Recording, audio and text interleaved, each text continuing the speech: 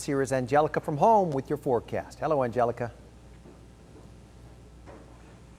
Hi, Steve, and I'll explain a little bit of what's going on, why it's so cloudy, why we haven't seen the sun on the beach.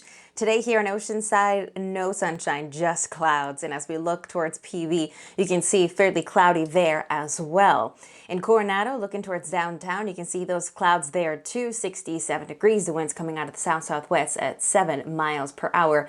With ample moisture, 73% humidity, very humid at the coast. The temperatures right now are in the mid-60s in Carlsbad, 69 Oceanside, and 75 in Ramona. So in comparison to yesterday, it's actually a little bit cooler, even though there's a ridge of high pressure in place. The core of the heat continues to target our mountains and deserts, where we find temperatures close to 90 today in Warner Springs and 108 in Borrego Springs. All right, here's the wind pattern out of the west. That's keeping things breezy in our inland communities, averaging 15 to 18 miles per hour. In our satellite, you can see all the clouds over the ocean. So what happens is as the air cools, it condenses, then it leads to clouds.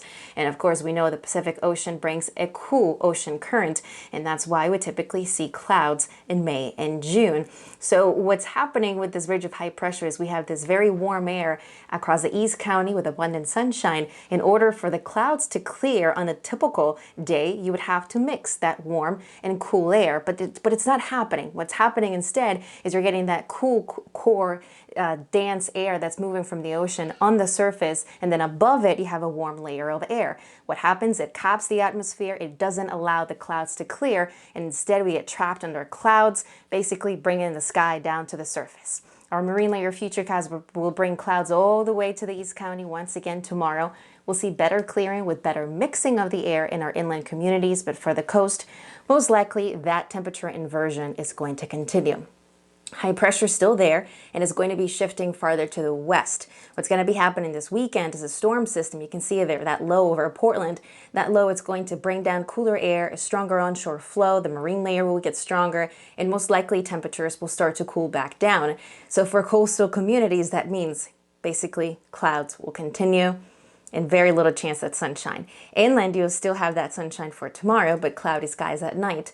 And as that next storm system moves in, we'll see a cool down for next week. In our 7-day forecast, not a whole lot of variation for the next 5 days at the coast, but next week, we'll see those temperatures climbing back up on Tuesday and Wednesday. Inland, low 80s Thursday and Friday, and then back down to the 70s as that storm passes to our north. And with the marine layer strengthening, gusty winds will be targeting our mountains and deserts. So gusty conditions are expected there for next week.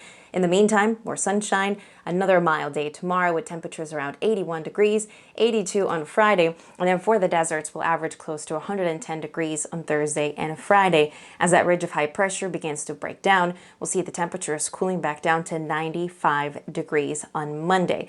That is below the average, so the drop in temperatures is actually going to be close to 10 degrees below normal as we head into early next week. That was a lot, wasn't it? That was a lot. Back to you guys. Covered a lot. All right, Angelica, thanks.